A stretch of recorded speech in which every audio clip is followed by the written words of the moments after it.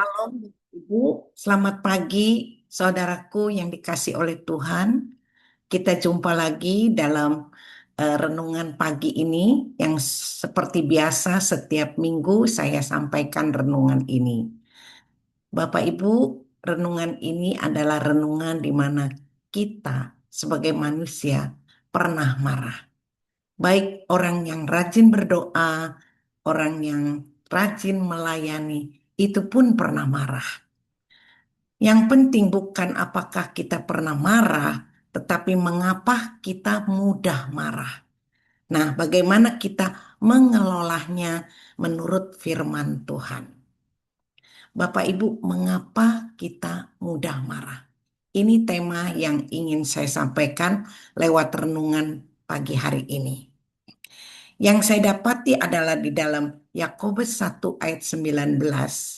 Hai saudara-saudaraku yang kekasih, ingatlah hal ini. Setiap orang hendaklah cepat untuk mendengar, tetapi lambat untuk berkata-kata dan juga lambat untuk marah.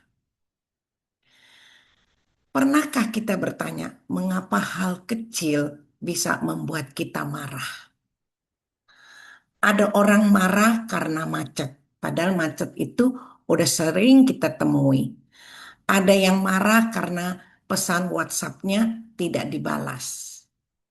Ada yang marah karena perkataannya tidak dihargai. Ada yang marah karena keinginannya tidak dituruti. Banyak sekali ya, kadang setelah marah kita sendiri menyesal dan berkata, kenapa sih tadi saya bisa semarah itu? Nah, marah sebenarnya bukan muncul begitu saja. Marah seringkali adanya tanda bahwa ada sesuatu di dalam hati yang sedang terganggu.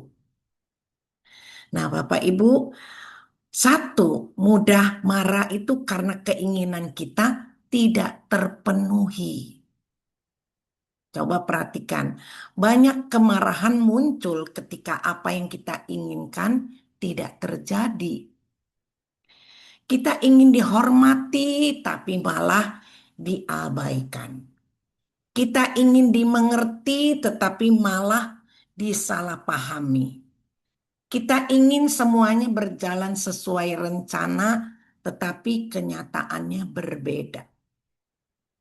Ketika kehendak kita lebih besar dari penyerahan kita kepada Tuhan, kemarahan mudah muncul. Saya kasih contoh ya Bapak Ibu. Yunus, ia marah ketika Tuhan mengampuni penduduk di Niniwe. Mengapa? Karena yang terjadi tidak sesuai dengan keinginannya. Dia ingin penduduk di sana dihukum oleh Tuhan. Tetapi Tuhan tidak. Tuhan mau menyelamatkan mereka. Nah, inilah yang terjadi pada Yunus. Nah, yang kedua, kita mudah marah karena ego kita terluka. Kadang yang terluka bukan hati, tetapi harga diri. Sebuah kritik kecil terasa seperti serangan besar. Sebuah teguran dianggap penghinaan. Semakin besar ego seseorang, semakin mudah ia tersinggung. Tuhan Yesus meskipun dihina, dicaci, bahkan disalibkan, tidak membalas dengan kemarahan. Ia justru berkata, Bapa, ampunilah mereka. Kerendahan hatinya membuat kita begitu merasa malu dengan sikapnya. Kerendahan hati membuat seseorang lebih sulit marah. Maka kita harus belajar merendahkan hati kita. Ketiga, ketika kita mudah marah karena hati kita sudah penuh.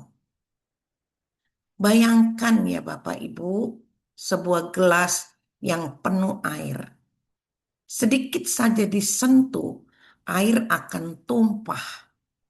Demikian juga hati kita yang penuh kelelahan, kepahitan, kekecewaan, atau beban hidup.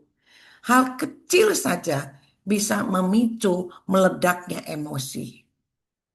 Karena itu, Tuhan tidak hanya ingin memperbaiki perilaku kita, tetapi juga menyembuhkan hati kita. Seringkali masalahnya bukan pada orang yang memancing kemarahan, tetapi pada luka yang belum dibereskan di dalam hati. Keempat, kita mudah marah karena kurang mendengar. Ayat tadi, Yakobus berkata, cepat mendengar, lambat berkata-kata, dan lambat marah.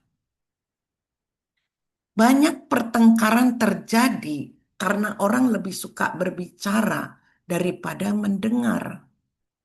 Suami tidak mendengar istri, dan istri pun tidak mendengar suami. Orang tua tidak mendengar anak, anak pun tidak mendengar orang tua. Ketika kita berhenti mendengar, kesalahpahaman mulai tumbuh dan kemarahan menjadi mudah muncul. Bapak, Ibu, dan saudara yang dikasih oleh Tuhan, jika hari ini kita mudah marah, mungkin Tuhan sedang mengajak kita memeriksa hati. Apakah ada keinginan yang tidak terpenuhi? Apakah ada ego yang terluka? Apakah ada kepahitan yang belum dibereskan? Apakah kita kurang mendengar orang lain? Tuhan tidak ingin kita menjadi orang yang mudah tersulut emosi, tetapi menjadi pribadi yang dikendalikan oleh Roh Kudus. Orang kuat bukanlah orang yang bisa mengalahkan banyak musuh. Orang kuat adalah orang yang bisa mengalahkan kemarahannya sendiri. Kemarahan dapat memunculkan hubungan yang rusak dalam beberapa menit, tetapi kasih dapat membangun kembali apa yang rusak. Hari ini mari kita meminta Tuhan memeriksa hati kita. Jangan hanya meminta Tuhan mengubah orang lain, membuat kita marah, tetapi izinkan Tuhan mengubah hati kita lebih dulu. Nah, inilah renungan yang bisa saya bagikan, kiranya menjadi berkat bagi hidup kita. Tuhan Yesus memberkati, dan jangan lupa, Tuhan sayang kita semua. Amin.